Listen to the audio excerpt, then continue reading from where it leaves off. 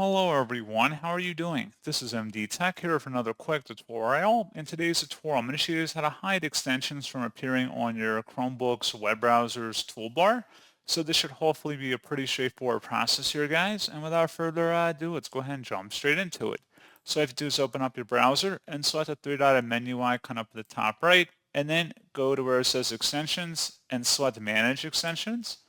Select details for the extension you want to hide from your toolbar, and then just toggle it to the off position, and then it should no longer appear up here at the top.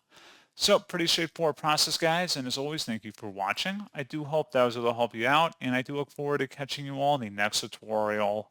Goodbye.